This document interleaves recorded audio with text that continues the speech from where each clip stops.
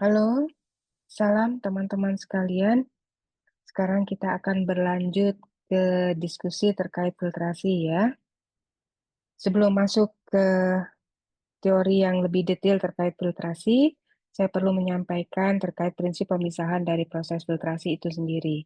Yang pertama adalah pada proses filtrasi terjadi pemisahan di mana partikel padat di dalam fluida umpan itu akan dipisahkan menggunakan satu media berpori yang kita sebut juga sebagai filter, yang fungsinya adalah menahan partikel sebagai fase terpisah yang kita sebut sebagai cake, yang kemudian media berpori itu akan melewatkan filtrat cair yang lebih bersih.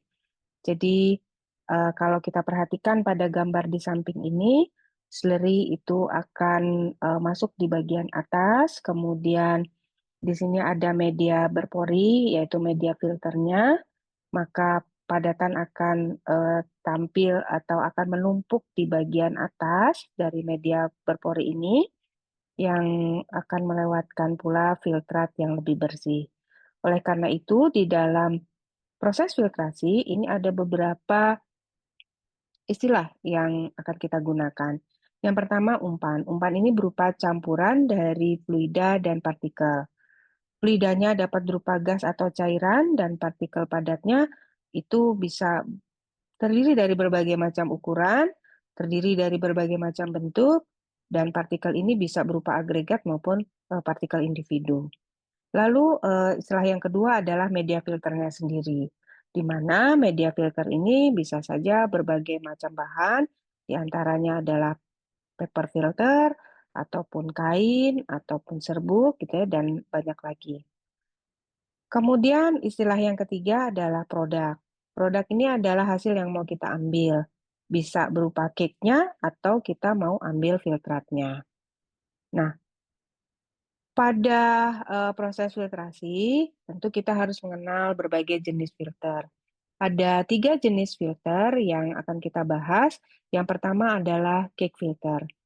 Cake filter ini yang paling umum kita gunakan, di mana dia akan memisahkan sebagian besar solid sebagai cake di permukaan dari media filternya.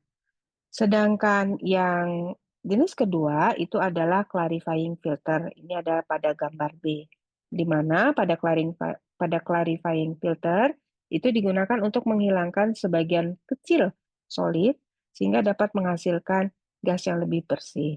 Pada clarifying filter, partikel padat itu akan terjebak di dalam media filter. Oleh karena itu, pori media filter itu sedikit lebih besar daripada partikel yang mau dihilangkan.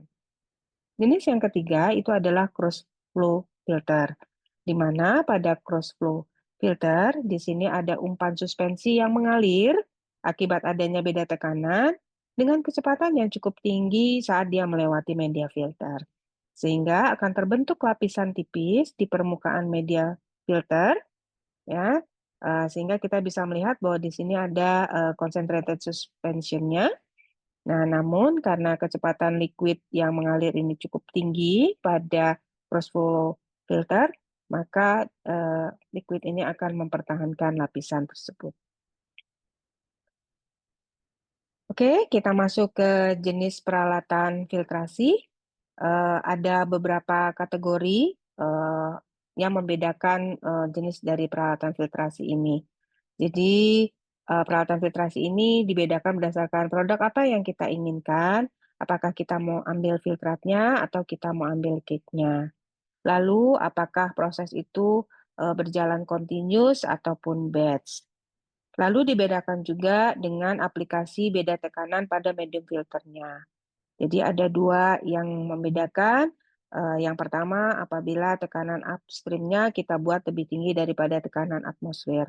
Pada kondisi ini, biasanya kita menggunakan bantuan gaya gravitasi atau bantuan pompa atau blower dan bantuan dari gaya sentrifugal. Atau beda tekanan ini kita buat dengan cara membuat tekanan vakum pada downstream-nya. Oke, kita lanjut dengan berbagai jenis cake filter ya. Jadi pada cake filter ini kebanyakan operasinya adalah discontinuous ya, discontinuous. Jenis yang pertama adalah discontinuous press filter.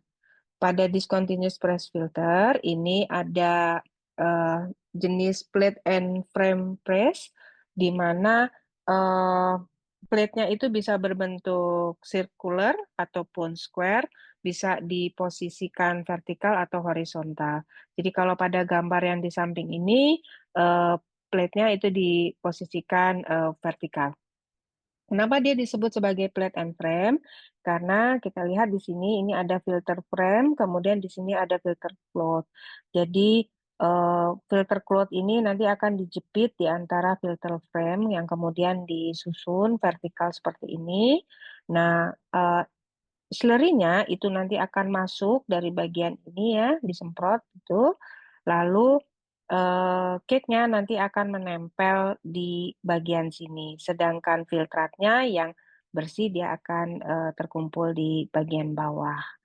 Jadi kalau kita ilustrasikan bagaimana cake itu terbentuk, jadi kita bisa lihat di sini ini ada slurry, kemudian ini adalah plate and frame press-nya. Jadi slurry itu disemprotkan, kemudian cake ini menempel di bagian filter cloth-nya. Ya, sedangkan filtratnya nanti akan mengalir di bagian atas ataupun di bagian bawah. Dengan berjalannya waktu, maka cake ini akan bertambah tebal. Ya, suatu saat dia harus di washing dan dilepaskan. Nah, ini adalah gambar dari cake yang terbentuk di plate and frame press. Bentuk yang kedua yaitu cell and leaf filter. Biasanya cell and leaf filter ini digunakan jika kita menginginkan proses filtrasi pada tekanan yang lebih tinggi daripada yang bekerja pada plate and frame press. Ini adalah bentuk cell and leaf filter. Jadi ini adalah leaf filternya diposisikan vertikal seperti ini. Nah, pada leaf filter ini biasanya washing cake-nya itu lebih efektif dibandingkan dengan plate and frame press. Oleh karena itu biasanya dibutuhkan jumlah pekerja yang lebih sedikit. Jadi secara konsep pada leaf filter di sini ada slurry masuk disemprotkan begitu ya ke atas. Nah, nanti partikel padat itu akan menempel di leaf filternya. Sedangkan untuk filtratnya, ini nanti dia akan turun di bagian ini dan ini kemudian di collecting sebagai filtrat. Ya. Jenis filter yang lain yaitu jenis continuous. Ya. Kalau yang tadi discontinuous, yang sekarang continuous filter. Jenis yang pertama adalah rotary drum. Pada saat kita mengaplikasikan rotary drum, ini secara konsep adalah seperti ini. Jadi ini ada slurry yang berupa campuran padat dan cair. Kemudian ini adalah filter drumnya. Di permukaan filter drum ini dipasang filter media. Ya. Nah, nanti geraknya ini berputar ke sana. Jadi nanti dengan berputarnya filter drum, maka padatan itu akan menempel di permukaan filter media. Di bagian ini nanti ada tekanan vakum sehingga padatan itu akan seperti melekat di permukaan filter media, sedangkan nanti cairannya ini akan lari kemari, yang kemudian bisa diambil di bagian filtrat. Sedangkan padatan tadi ini tetap akan menempel di permukaan filter media, lalu di sini ada blade-nya yang seperti mengupas dari padatan yang melewatinya, sehingga nanti cake-nya itu akan diambil di bagian sini. Oleh karena itu, media filter yang bergerak ke bawah ini menjadi bersih ya. Jadi filter medianya sudah bersih, siap untuk mengambil padatan yang melewatinya lagi.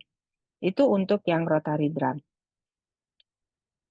Bentuk yang lain dari continuous operation itu adalah menggunakan horizontal belt filtration.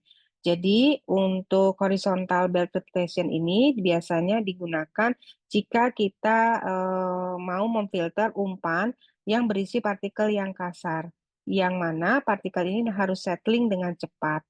Oleh karena itu, kalau kita pakai rotary drum, itu biasanya tidak dapat berfungsi dengan baik. Karena apa? Karena partikelnya tidak dapat tersuspensi dengan baik di dalam slurry, dan cake-nya itu akan sulit menempel di permukaan. Oleh karena itu, kita pakai horizontal di sini secara diagram. Kita bisa lihat bahwa di sini ada umpan yang diletakkan di permukaan belt filtration, kemudian nanti dia akan bergerak ke sana, gitu ya, dia akan bergerak di sana. Sambil bergerak, maka akan terjadi proses filtrasi, proses washing, kemudian proses vakum. Sehingga nanti cake yang melewati bagian ini menjadi lebih kering ya, karena dia sudah melewati proses vakum di bagian ujung. Bisa kita lihat pada gambar ini adalah cake yang terbentuk di bagian ujung dari horizontal blade filtration.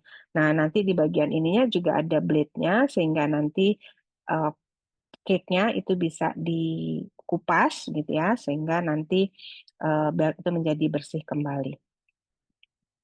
Bentuk lain yaitu centrifugal filter.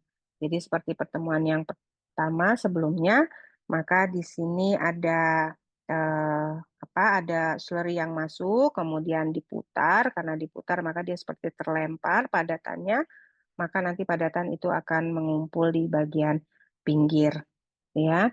Nah, jika umpan dihentikan, kemudian cake itu tetap diputar, maka liquid yang masih ada di dalam cake itu nanti akan keluar, sehingga hasilnya cake menjadi lebih kering. Maka centrifugal filtration ini dapat dipertimbangkan kalau kita menginginkan cake yang lebih kering ya, sehingga kita mengurangi penggunaan pengering termal. Biasanya untuk centrifugal filter ini contohnya adalah untuk membersihkan dirty oil. Nah, karena tadi kita membicarakan tentang berbagai media filter, maka kita perlu mengenal sifat apa yang harus dipenuhi oleh media filter. Yang pertama adalah media filter ini harus dapat memisahkan solid dari slurry-nya, sehingga dia akan mendapatkan filtrat yang jernih. Ini adalah syarat yang utama. Syarat berikutnya adalah pori-porinya tentu tidak boleh tersumbat, karena kalau tersumbat maka laju filtrasi akan menjadi lambat. Lalu, bahan dari media filter ini harus memungkinkan filter cake itu dapat dibersihkan dengan mudah. Jadi pada saat washing dia akan dapat dibersihkan dengan mudah. Lalu yang keempat adalah bahannya juga tentu tidak boleh mudah robek dan harus tahan terhadap bahan kimia yang digunakan. Ada beberapa jenis media filter. Yang pertama adalah paper, itu yang paling banyak digunakan terutama di laboratorium. Lalu ada yang misalnya berupa dacron cloth ya, jadi berupa kain dacron dan kain nilon. Dan banyak lagi contoh lainnya. Baiklah, untuk selanjutnya kita akan bertemu lagi di modul berikutnya. Terima kasih.